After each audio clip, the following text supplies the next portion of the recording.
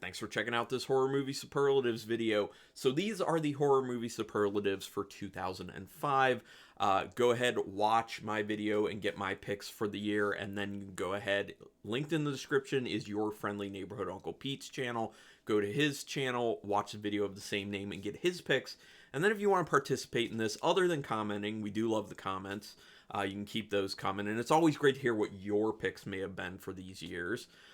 You can then come back to my channel, go to the community tab, and vote for who you think had the best picks, or you can even choose the tie option, which there was one of these years that we did that the tie option won out big time. People had a really hard time picking a winner between the two of us, so that's why the option's there. Anyway, gonna get right into it. My picks for 2005. The most amazing film, horror film of 2005 has got to be for me the Neil Marshall film The Descent.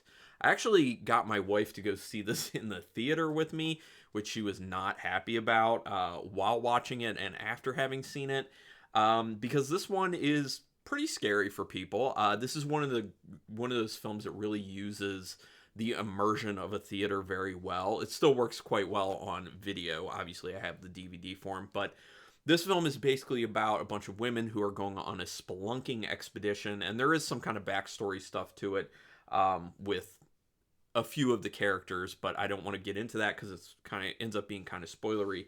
But things go wrong. They basically run into some stuff in the cave in addition to just having issues with the cave itself.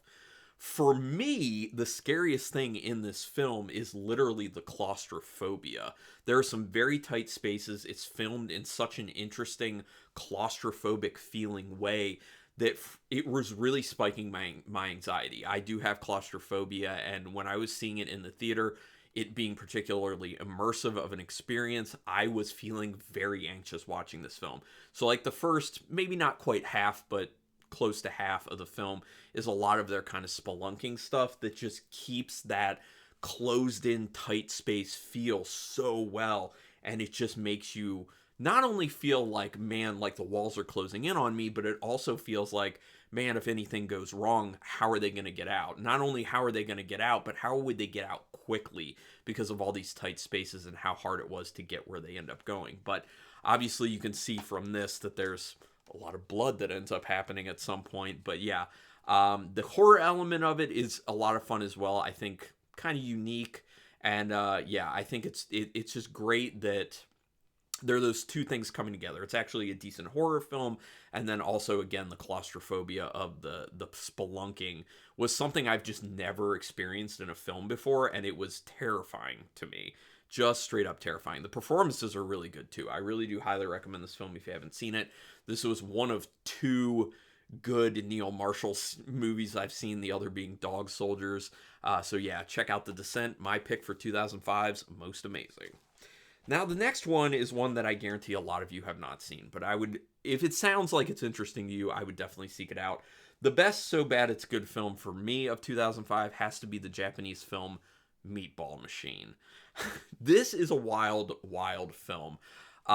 This literally is about some like alien parasites who show up on planet Earth, inhabit people's bodies, and basically change their bodies to become mech suits in essence. So it becomes this amalgamation of the body being its fleshy, normal human body, but then it gets fused with all these metal pieces and machinery and all of that stuff. And they do battle. These alien parasites do battle with each other with these human mech suits. And it is so much fun. It is a splatter fest. Copious amounts of gore, arterial spray, just over the top, ridiculous, hilarious blood spray in this film.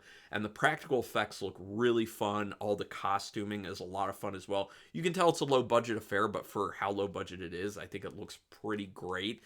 Obviously, it's not a good film. The story is an interesting story, but it's not a good story. It's just one of those movies that you turn your brain off and just enjoy the visuals. So that's why my pick for the best So Bad It's Good film of 2005 has got to be Meatball Machine.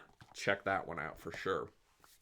Then coming to the most WTF film, and I think this would resonate with a lot of people if you've seen it, that is the film Hard Candy.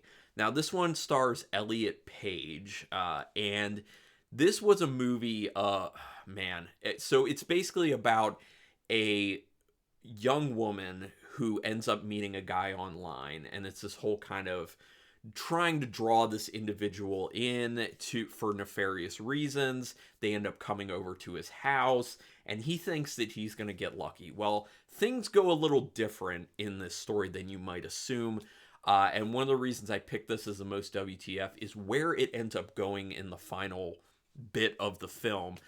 You won't see it coming. It does go very big with what's happening, and many people find it very shocking what happens in the film. So for that one moment is clearly a very strong WTF moment. And like I said, anyone who's seen this will know, once you saw that film for the first time and you experienced that moment, it's just like, whoa, okay, didn't see that coming, didn't know the film was going there. Wow, just wow. So yeah, that's why my most WTF pick for 2005 has got to be Hard Candy. Now going to the best gore category, and this shouldn't be a big surprise.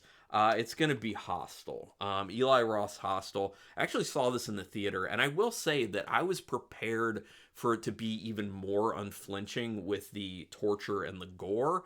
It wasn't, but still, there's a lot of good stuff there. I mean, there's a dangling eyeball at one point that I believe ends up getting snipped. There's the whole penis thing that ends up happening in the film. There's a lot of really messed up things in this film, and the story is actually very messed up as well, and that enhances the gore aspect of the film. But the gore is going for looking realistic because of what they're trying to get through to you. The film is about some kids who are they go to a hostel.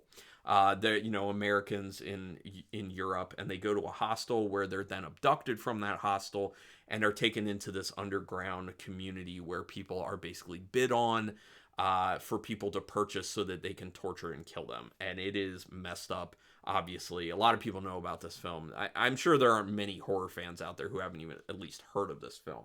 I enjoyed it for what it is. It's one I haven't watched in a while because I haven't been into that whole subgenre of horror, but they certainly did a great job with the gore. It looks very realistic and nasty and messed up. So that is why I will pick for the best gore for 2005, Eli Roth's Hostel. Next, moving to the most unique film, and this isn't a film I love all that much, but I appreciate it especially for how unique it is, and that is the John Gulager film Feast. This was, I think, Project Greenlight. They did a show of Project Greenlight where they take independent filmmakers and they will give them money, and then they made a whole show out of like the process of them making the film. And this was a film that ended up coming from it, and it is one of those films that has so many tropes in horror, but they flip them on their head. And that's the reason I thought it's very unique. There's one thing in particular in the beginning of the film that you're kind of like, oh, this feels very familiar to me. And then they have this moment. I don't want to spoil it if you want to watch it, because it is a fun film. They have this moment that happens, and you're just like, okay, where are we going with this film now? Because you just kind of blew out of the water what I thought I knew about this film. So it's a very like balls to the wall, over the top, ridiculous gore fest with just a lot of fun. And they throw so many things at the wall that, from a story standpoint, it doesn't stick. It's not a great story, but it is kind of like Meatball Machine, just one of those like turn your brain off and have a good time with the humor and the gore and the violence and the ridiculousness of the story itself. But it's just basically about a bunch of people trying to survive when there are these creatures that show up and they're all stuck in a bar together. So very simple, not a great story, but fun, and I thought it was pretty unique. So my 2005 unique pick, Feast. Now the last two I don't actually own. The most overrated film for me has to be one that I also saw in the theater. It's a PG-13 affair that stars Kate Hudson, and that is The Skeleton Key. So this film, I like the setting of it's like, I think like Gothic Louisiana. It's like Southern Gothic type film. And it's got like a haunted aspect to it. She's going to this house that she's staying in, and there's haunted stuff happening. There is a skeleton key, as the title says. But the problem for me with the film is the pacing isn't great. The scares aren't that great. And in the end, the story itself, when they reveal like their big reveal about the overall story, It was so I was hoping they were building towards something really cool when I saw it in the theater, and it just falls so flat. This is one of those instances of PG-13 films that just don't hit, that just don't do it right. I mean, I know a lot of people say it's hard for PG-13 to be great. Yeah, from like a scare standpoint and a gore standpoint, but if the story is there, it can be really great. And this film just does not do it. I think it's vastly overrated. That's why my most overrated pick for 2005, The Skeleton Key. So now going to one of my favorite categories, the most underrated film has got to be Cursed. Yes, the film starring Christina Ricci, and Jesse Eisenberg is also in it. And this one is, it gets panned by a lot of people because I will be honest, like the story's not great.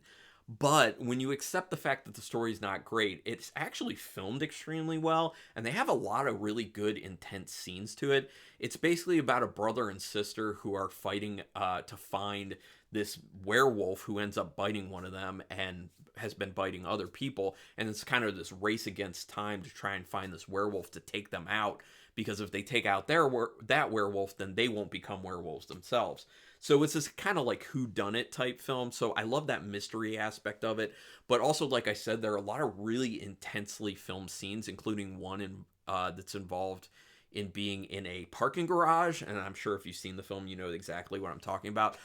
Filmed very well. And the other thing about this film, there aren't enough werewolf films. So just in general, I want to see werewolf films getting a lot more attention, getting a lot more love. Is this the best of the werewolf films or even close to it? No. But is it still a pretty fun movie? Yeah, it's actually a really fun movie in my opinion. But anyway, that's why I would pick for most most underrated for 2005 has got to be Cursed. Plus Christina Ricci is a lot of fun in it, and Jesse Eisenberg does a good job as well. But anyway, those are my picks for 2005. Go ahead and tell me yours. Do the favor to me and Uncle Pete and thumbs up on these videos to help with the YouTube algorithm. Subscribe to our channels. That's your best way to repay us for the free content. And hit the notification bell button if you want to know when we're putting up new videos. But regardless, thank you everyone for watching these and being involved in this series that we do. And until next time, keep it brutal.